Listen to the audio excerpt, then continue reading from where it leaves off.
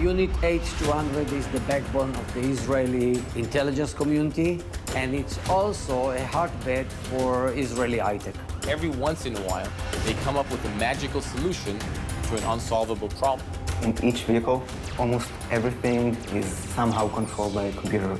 It can definitely be a hacker dream. Once you take such a complicated machine and you connect it to the internet, you have a serious problem. High-tech companies are looking for real talent. They might be looking at MIT, Harvard, and Stanford, but now there's a new word, 8200. Why 8200? If you analyze what are the secrets behind the 8200, you can find similarity to the culture in 8200 to the culture in the high-tech. I think the fact that 8200 got priority and we select the best people every year, we get the priority to make cherry picking and find the best people. The fact that the motivation is very high. It's not only for money. The motivation is not for money, they feel that save the state of Israel. The fact that they are very young. And because there is no option for impossible, you must achieve the goal. So working together in task force, very talented and motivated people, I think this is the secret. I can tell you that I'm traveling all over the world, and a month ago I was in Japan, and they asked me, do you have any connection to 8200? We would like to find people from 8200. So I don't know if it's a global impact, but I think our brand is well known. When you think cyber, think of Israel. With great talents and great resources, the biggest challenge of all is how do we protect cyberspace? So we have created a special organization to try to mesh together these elements, obviously to afford cyber defense to our critical systems, to the country, but also to see how we can share with others our experience and our talents. You have many years of experience in intelligence work, etc. Could you please give us some general background about this Unit 8200 in the context of Israeli intelligence? This unit, it's a part of the Israeli regular military forces. It's a part of IDF. And because of that, they can bring to this unit the best of the best.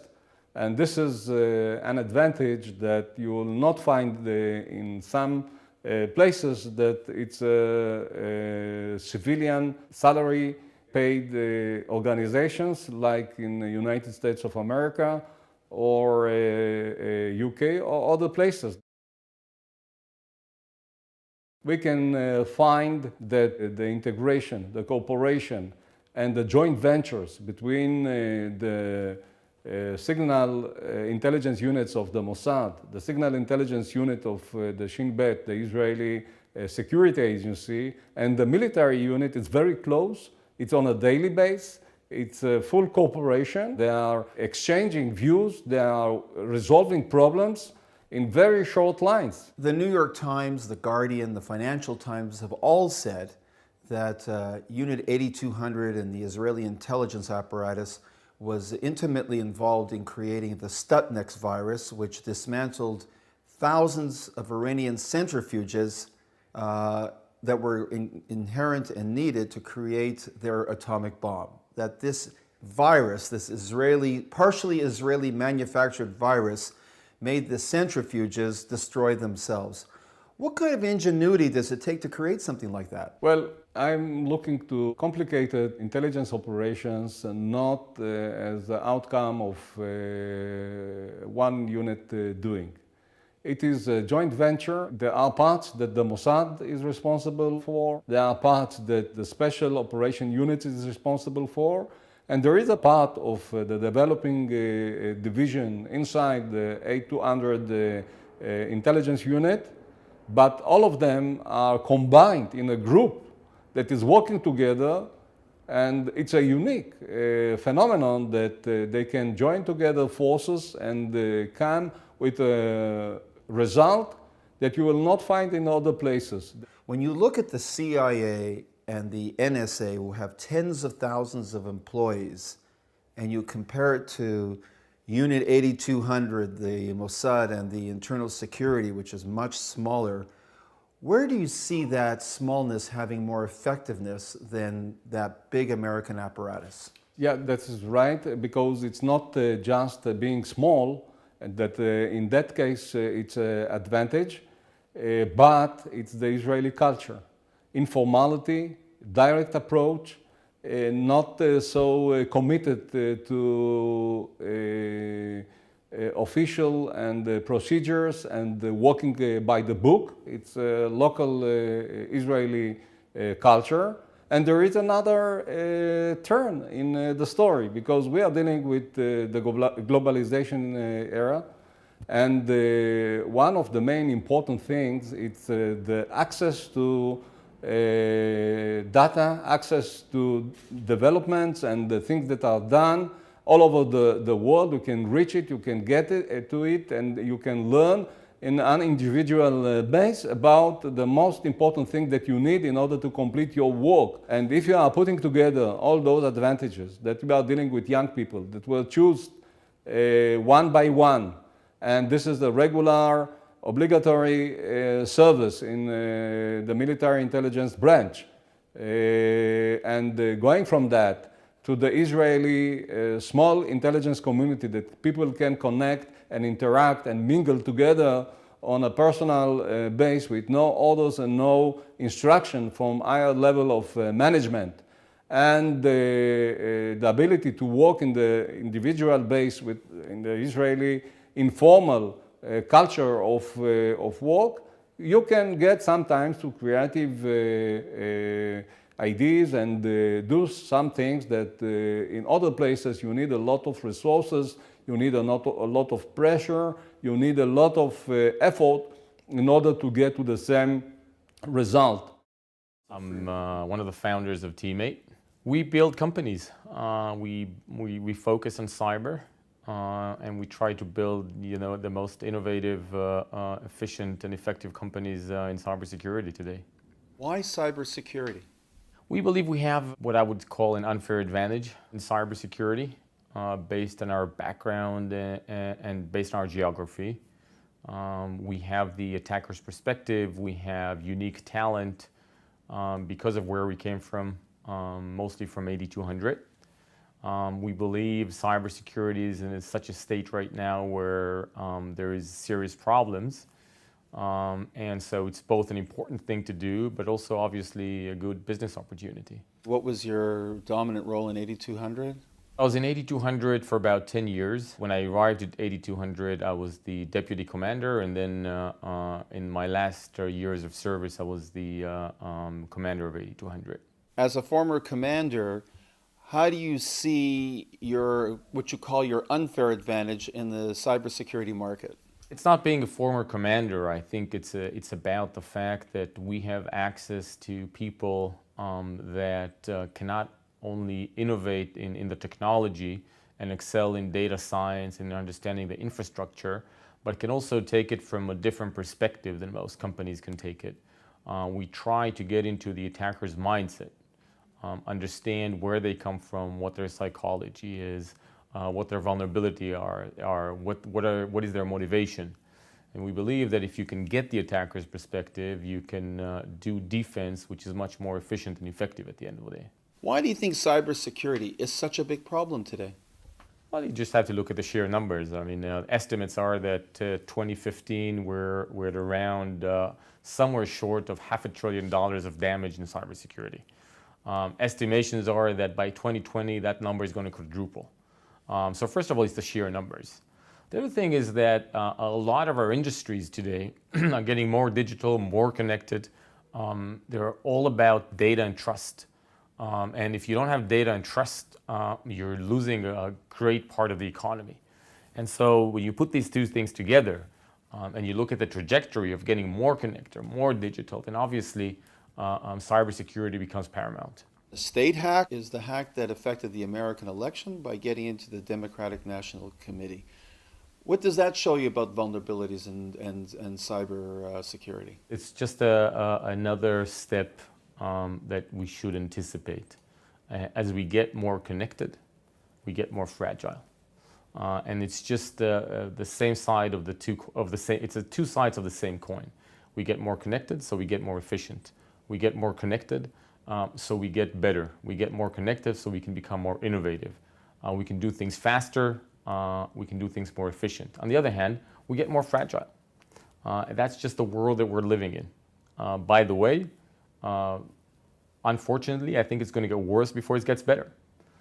Because right now we're talking about our information. In the future, we're talking about our things.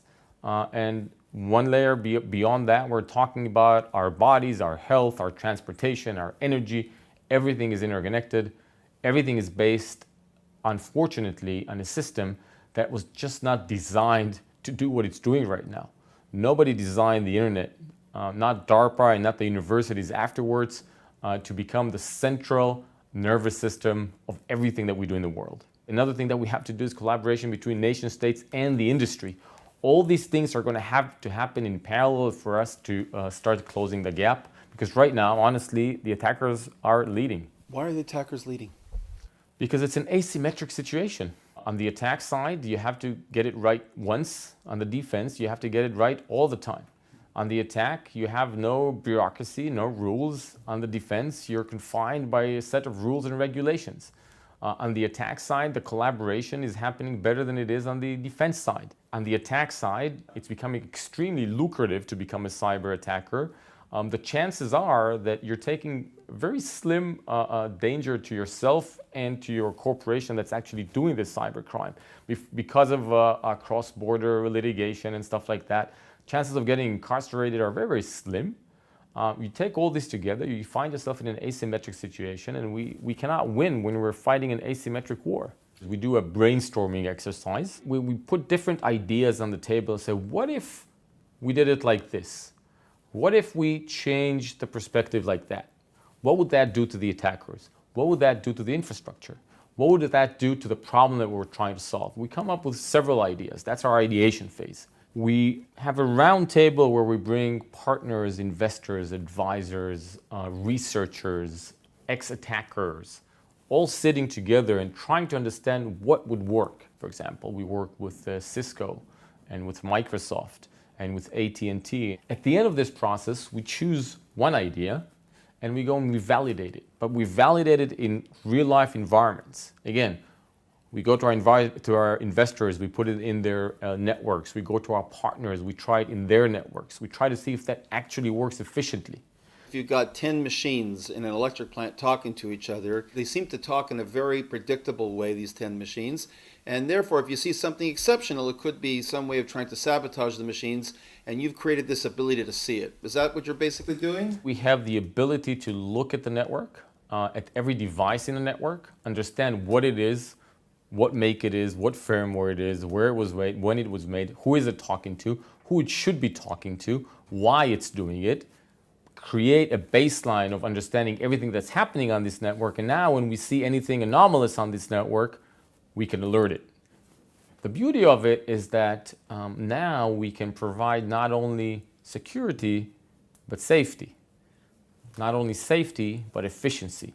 Because once you have the visibility, you can translate that into different aspects of creating a more reliable network.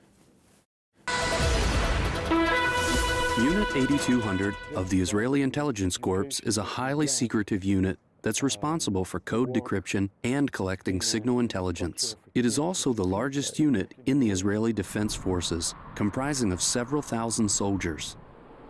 Besides focusing on cybersecurity, the Israeli Intelligence Corps have played a major role in supplying high-tech talents to the country's private sector. Former members of the unit have gone on to form some of the leading IT companies in the Jewish state. During their time in Unit 8200, the soldiers are taught various cutting-edge techniques, which have become vital for those looking to enter the growing high-tech business environment. Yuval Kaminka is 35 years old and is a former member of Unit 8200, as well as the founder of the game developer JoyTunes, which publishes computer and mobile games that are controlled by real musical instruments. More than half of the JoyTunes staff have served in the Israeli Intelligence Corps. It's larger than the Israeli Navy, right? It's not a lot of people know that, but it's a very big unit. And I think just people are very technical, technologically oriented. So, and the unit itself kind of drives them to creativity. You spend your days trying to solve very difficult problems by being creative. The soldiers have the opportunity to learn a lot of sophisticated technologies in Unit 8200, many of which can be adapted to high-tech private sector jobs after leaving the Army. Every move you make, every breath you take, we've been watching you. That's the message 43 reservists from the Israeli Army's top surveillance outfit, Unit 8200, have for Palestinians under Israeli rule, revealed in an explosive letter published last week.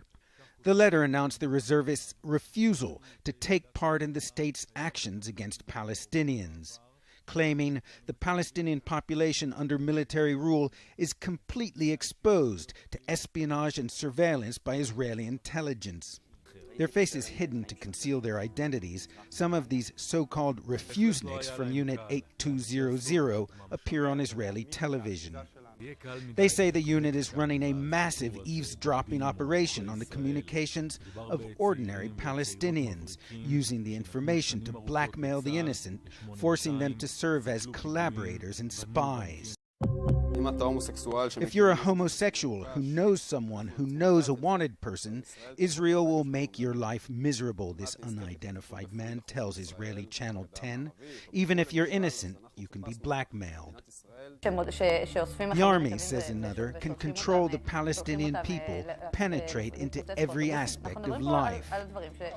Israel rules over more than 2 million Palestinians in the occupied West Bank and East Jerusalem and keeps a very close eye on around 1.8 million in the Gaza Strip. One of the refuseniks had his epiphany when he watched a movie about the notorious East German spy agency, the Stasi, and concluded Unit 8200 was doing the same thing against the Palestinians. The unit is reportedly the largest in the Israeli army and has been likened to the U.S. National Security Agency, the NSA. Jointly with the NSA, it reportedly developed the Stuxnet virus that partially disabled Iran's nuclear program.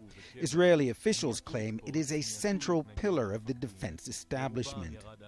Reaction in Israel to the allegations has been swift, with calls for harsh punishment, including legal action, against the refuseniks. Prime Minister Benjamin Netanyahu, speaking at a cybersecurity conference, said the voicing of baseless accusations is unacceptable. The IDF, in all of its units, is the most moral army in the world. His advice to Unit 8200? Carry on. For Palestinians, however, it all serves to confirm their long-held suspicions that Big Brother is watching.